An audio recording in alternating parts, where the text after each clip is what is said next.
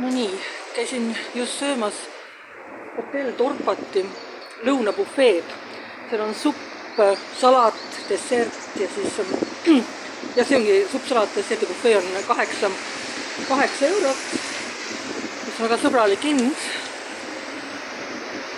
Ja ma kuskilt päevaprajas nägin, et nad korraldavad ja ma astusin läbi, mõtlesin, et vaatan, mis toimub.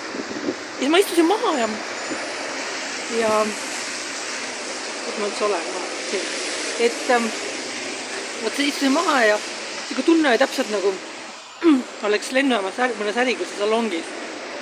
Nii et koheks, kui keegi tahab kogeda äriklassi salongi ja suure kõhutäie ka saada, siis palun Dorpat hotell lõunabufee.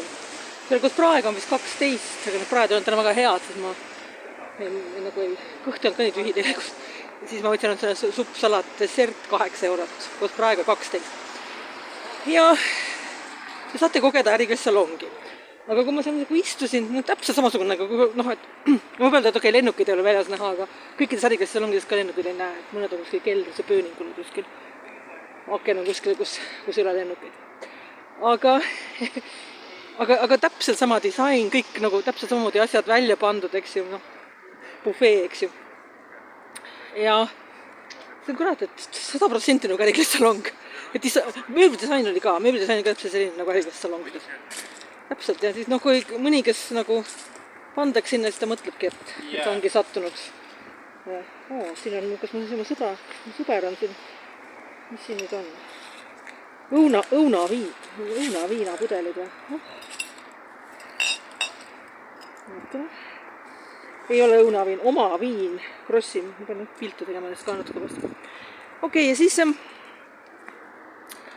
aga mõne aastakas tundub, et see on nagu ei ole ikka päris, et midagi on nagu viltu. Ja mis kurat on vilt on, et kõik on ju täpselt. Tükk aega mõtlesin, 5 minutit mõtlesin ja mõelnud välja, ja siis kui taipasin, kõik inimesed ümber sõid. Et oleks võinud mõelda, et vilt on äkki see, et mõni inimesed üle sellist, kes reisivad äriklassis, aga see on vale mõtlemis, äriklassis saab igasugused kolle. Et see on tegelikult tegemist on tootega, mitte enam teatava sotsiaalse klassiga nagu kuskil Hercule Poirot aegadel, eks ju. Nii et see on vale mõte, aga jah, et inimesed kõik sõid ja ma mõtlesin jah, et äriklassi salongis jah, et sellist olukorda saad, et äriklassi salongi kõik seal söövad, sellist asja nagu ei ole. Sellepärast, et esiteks ei ole võimalik inimesel, kellel on mitu ümber istumist, lennukutes antakse kohutavalt süüa, siis igas lennuvõt, kus sa nagu maandud, kui sööd ka ennast kurguni täis, sa sured ära seal mõne ajal. Okei, et mõnes kohas võib-olla lähed ja sööd korralikult kõhu täis ja influencerid lähevad 3 tundi varem, nagu mina olen ka 3 tundi varem. Ja siis söövad seal kõhu täis ja niimoodi, aga valdav osa inimesed, kes äriklassis salongi ei tegele selle söömisega eriti. Võib-olla mingid näksid või mingid sellised joovad kohvi. Ja see söömine on pigem selline väike protsent, ma ütleksin. Oma kogemustele toetudes, et enamik joob lihtsalt kohvi midagi sellist.